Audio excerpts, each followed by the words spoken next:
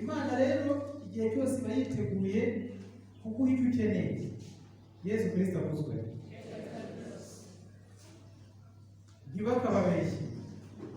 Hari igihe tujya kwiga rimwe na rimwe mu itangazamakuru cyangwa mu bindi, bakatubwira ngo ibintu byose ni imibare. Mu muryango imibare, Imana niyo ibesherezaho umuryango imibare. Kubyara ushoboye kurera ugakora imibare, warangiza gukora imibare ugasanga ushoboye abana 3, nuko rero ugatangira ugashinga umuryango ukabyara. Buriya uko turaha Imana idukubiye twese. Yesu Kristo akuzwe. Uyu munsi Imana idukubiye nk'ukuntu Uganda n'u Rwanda bari bakubye, na Kongo igakupwe uko tujya dukupa nyine icyorezo cy'akazi. N'Imana ikubye hakazaho karantene hagati yacu n'Imana. Umuntu wabaho umwaka namaniki biragoye. Yesu Kristo akuzwe. Mu muryango ntabwo ubeshwaho n'imibare, ahubwo twemera ko Imana ibeshaho umuryango. Kandi nk'uko tubivuga mu isengesho rya Dawe uri mu ijuru, turasenga Imana ikaduha icyo dukeneye. Njyewe ntabwo njye na Janvier tujya kubana twari twasezeranye kubyara 2, ariko ntabwo twari twageretseho ko hari abo dushoboye kurera, ahubwo ni ibindi. Kubera yuko na mariage ubwayo iyo tubivuga Imana ntibishake yari kubihagarika, sibyo? Na nyuma rero ko dukora mariage tukabyara 1 2, ntabwo ari uko aribo twari dushoboye uburyo Imana ikubwira aho n'uyu munsi biba bitagishoboye, ahubwo kugira ngo mbe ndiho uyu munsi mfite 7, nanjye njya nabo bajya mu ishuri, ni imibare y'Imana ntabwo ari yanjye. Shalom. Uko umwana wanjye nagendaga nongeraho umwe, Imana yazanaga isahane ye, none ubu turi. Yesu Kristo akuzwe.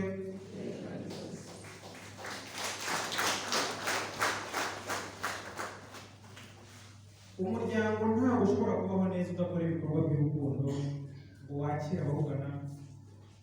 Ni umwitozo mwiza mu muryango gukora ibikorwa by'urukundo. Burya n'abana bacu tugomba kubaha uburere.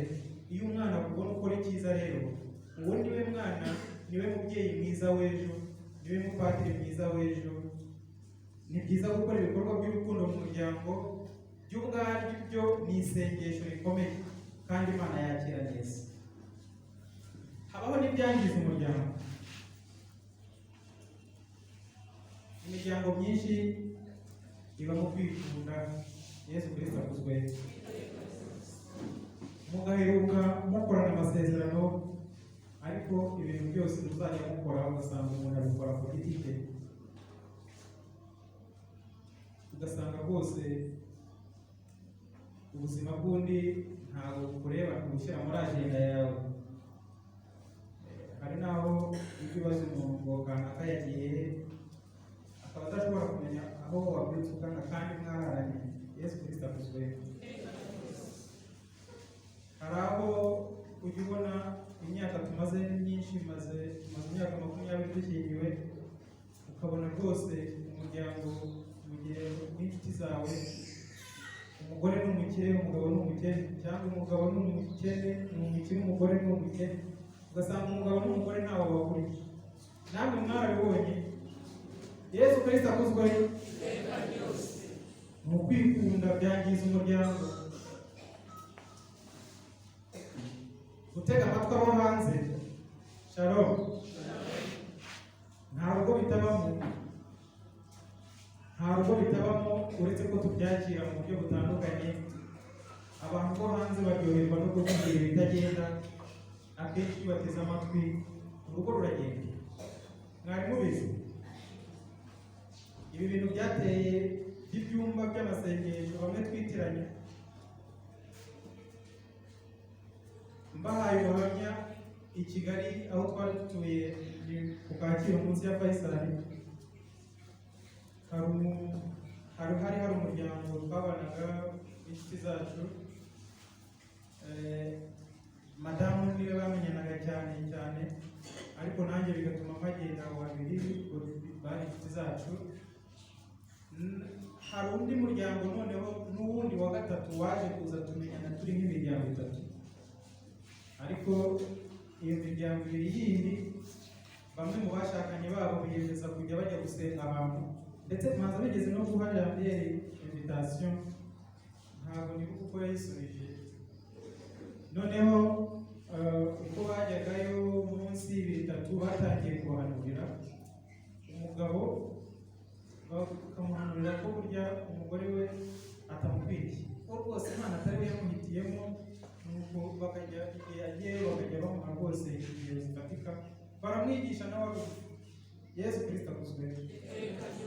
Nuko rwose aza gusanga umugore we atamukwiriye, aramumenasa.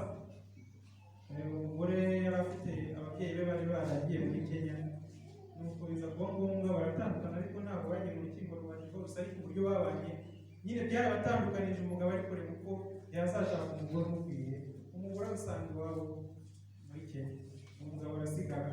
Ntabwo nabikurikiranye nahise nzina ngo ndebe nimba kuko yaragiye akabona undi Imana yamuteganyirije, ariko urugero tuzi twihagarariyeho ntabwo ari umugani. Yesu Kristo akuzwe. Ni ukuvuga ngo biriya bintu by'ibyumba ibyo byari n'iby'abakoroswari birasenye cyane. Uzatinya abantu ibintu ujya kureba bakubwire, ubundi Imana niyo iguhanuriye ntabwo ikubwira uwakugiriye nabi, ahubwo igushyira mu nzira iratuma ugerageza kubaho neza. Ibyumba bisenya iki? Imiryango. Hari imiryango nzi hano Gisenyi, wenda bamwe baba Gatolika, bamwe tunasengana, abajya mu byumba akenshi nibo bahora barwaye uburozi, bahora barwaye ibintu byinshi, nibo bahora bateze, kuko aba yasanze ababimubwira. Abantu tutajyayo duhora turi bazima nta n'ikibazo ufite, ariko nawe ugiyeyo rwose barwaye. Abantu bajya mu byumba bahora barwaye. Yesu Kristo akuzwe. Gusenga nabi, hari abantu basenga nabi. Isengesho rishingiye ku bandi, ku rwango ufitiye abandi. Ntabwo isengesho ry'umukristo gatolika mu karisimatike ry'umugabo mu rugo n'umugore rigomba guhora ritura Imana ibyo bamaze kugeraho mu muryango, bashimira Imana ibyo yabakoreye, babereka abana babo, babereka imipango, babereka ibyo bakeneye, bayisaba kuri telefone. Ntabwo Imana yitura ngo kanaka kanaka kanaka, si byose amasengesho yuzuye mu rwango. Niyo mpamvu ushobora kugira ngo Imana ntikumva, ariko burya se aho urasenga. Yesu Kristo akuzwe. Nanone tugira ukwemera kuke, akenshi tugira ukwemera kuke nabyo bituma umuryango ubaho nabi, kubera ko bituma isi ihora ikuremereye. Iyo umuntu adafite ukwemera, niyo yagize akabazo kaza karemereye, n'igihe cya mituweli ye cyiza ukabura bitatu ukabura nawe urabikura, wumva bikuremereye. Wagira n'ikibazo hirya no mu muryango n'ahandi ukumva bikuremereye, kuko ntabwo uzi ko ngewe burya iyo ngize ikibazo, iyo tugize ikibazo mu rugo, abana barakintura cyangwa madamu akakimbwira tukakiganiraho, ubwo twigaho tugashaka igisubizo cyacyo. Murabizi nta rugo rujya rukemura ibibazo byose, none iyo kinaniye ntihubishoboye. Yesu Kristo akuzwe. Ariko noneho iki kibazo kiramumereye Nyagasani, ubu se turafite iki? Akazi ntabwo ugiye ugishoboye, sibyo? Kandi koko iyo bwije ubona icyo urya, n'ejo ukazakibona n'ejo bundi, uretse ko indoto zawe ubaye urota udashyiramo Imana utabasha kuzigeraho, bituma isi kuremerera, ukumvira kunaniye, burya n'ubwo wavamo ugatora. Yesu Kristo akuzwe. Ntabwo twarangiza rero ibi ndi kuvuga, turi kuvuga ku muryango, tutavuze kijyanye no kwitegura neza urugo, kubera ko urugo ari ikintu gikomeye n'Imana yo yatekerejeho mbere. Iyo yashoboraga kubitekereza umunsi umwe igahita ibikora bikaba binyuze mu munsi, ariko burya mu gihe ari gutegura ikintu, umushinga ukomeye nk'urugo, ikeneye imyiteguro. Shalom. Urugo rukeneye imyiteguro. Ndavuga wa musore n'inkumi na wa mugabo n'umugore bashaka gushinga urugo, bakeneye imyiteguro.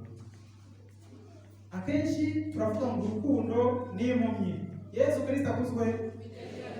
Urukundo n'impumyi, urukundo rwaye impumyi se abantu baganaye. Shalom. Urukundo rwaye impumyi abantu bari bimuka, sibyo se? Bose bagwaye mu mwobo. Kwirinda gukora ibintu guhuguhu utamenya.